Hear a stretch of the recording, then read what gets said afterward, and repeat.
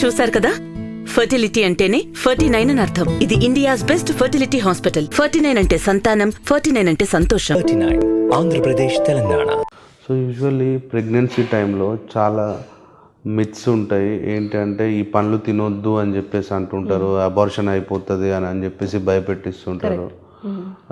అలాంటివి ఏంటి చెప్పండి, దీని గురించి చెప్పండి. ఎక్కువగా మనము ఇది వినేది బొప్పాయి గురించి, పైనాపిల్ గురించి, అండ్ కొంతమంది మ్యాంగో కూడా అంటుంటారు. సో బేసికలీ దీనివల్ల అబార్షన్స్ అవుతాయని ఎక్కడా మనకి క్లారిటీ లేదు. బట్ పపాయాలు, రా పపాయ అంటే పచ్చిగా ఉన్న పపాయ తింటే కొంచెం ప్రాస్టాగ్లాండిన్స్ అనే ఒక పదార్థం రిలీజ్ అయ్యి దానివల్ల అబార్షన్ ఛాన్సెస్ పెరుగుతాయి. పైనాపిల్ మనకి పండిన పపాయ తినటం వల్ల నష్టమేం లేదు. పైనాపిల్ వల్ల కూడా మనకేం ప్రాబ్లం లేదు. మ్యాంగోస్ కూడా వేడి అబార్షన్స్ అంటారు, but actually it's not scientific అనమాట. So actually mangoes are rich source of various vitamins. So మనం డెఫినెట్లీ కన్స్యూమ్ చేయొచ్చు. సాధారణంగా ఇళ్ళలో మెయిల్ ఇన్ఫర్టిలిటీ ప్రాబ్లమ్స్కి కోసం అని చెప్పేసి ఈ ములక్కాడ బాగా వండుతారు. అది ఎంతవరకు యూస్ఫుల్ అవుతాయి మేడం? అంటే స్పమ్ కౌంట్ పెరగడానికి కానీ దానికి ఎలా యూస్ఫుల్ అవుతుందా అది? డ్రమ్ స్టిక్స్ గురించి కొంతవరకు రీసెర్చ్లో, ఎస్పెషలీ యానిమల్ స్టడీస్లో డెఫినెట్లీ స్పర్మ్ కౌంట్ ఇంక్రీజ్ చేస్తుందని, అదే సెక్షువల్ ఇంట్రెస్ట్ డెవలప్ చేస్తుంది అని డెఫినెట్లీ కొంచెం ఎవిడెన్స్ అయితే ఉంది. బట్ హ్యూమన్ స్టడీస్ అయితే ఇంకా లేవండి. But as such it's source of antioxidants, and a antioxidant అయినా కూడా మనకి స్పర్మ్ కౌంట్ ఇంప్రూవ్ చేయడానికి మనకు హెల్ప్ చేస్తుంది.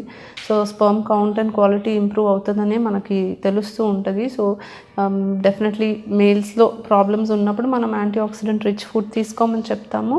సో అదేవిధంగా drumsticks are a good source of antioxidants కాబట్టి కన్జ్యూమ్ చేయడం వల్ల డెఫినెట్లీ ఇంప్రూవ్మెంట్ వచ్చే అవకాశం అయితే ఉంది.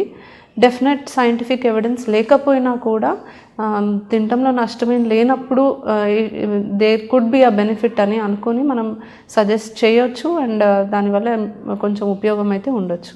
మేడం, యూజువల్లీ మునక్కాడ వల్ల మేల్కి స్పర్మ్ కౌంట్ పెరుగుతుంది అని చెప్పేసి చాలా సినిమాలలో కూడా ములక్కాడ కర్రీస్ పెట్టి భోజనం చేపించడం ఇలాంటివి చూస్తూ ఉంటాం. ములక్కాడ నిజంగా యూస్ఫుల్ అవుతుందా మేల్కి స్పర్మ్ కౌంట్ పెరగడానికి?